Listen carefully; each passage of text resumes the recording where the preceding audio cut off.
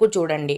ముందుగా నిన్న అంటే జూన్ 23వ తేదీన తిరుమలలో స్వామివారిని మొత్తం 84,179 మంది భక్తులు దర్శనం చేసుకున్నారు. అందులో స్వామివారికి మొత్తం 33,036 మంది భక్తులైతే తలనీలాలను సమర్పించారండి. నిన్నటి రోజున తిరుమలలో శ్రీవారి హుండీ యొక్క ఆదాయం అనేది 4,72,00,000 రూపాయలు.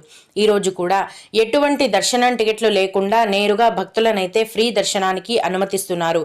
ఈ విధంగా టికెట్స్ లేకుండా డైరెక్ట్ గా వెళ్లే ఫ్రీ దర్శనానికి ప్రస్తుతం దాదాపుగా 18 నుంచి 20 గంటల సమయం అనేది పడుతోందండి.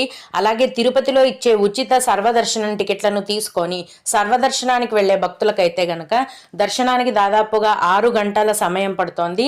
300 రూపాయల దర్శనం వారికి మరియు 500 రూపాయల దర్శనం టికెట్లు కలిగి ఉన్న భక్తులకు దర్శనానికి 3 నుంచి 5 గంటల సమయం అనేది పడుతోంది.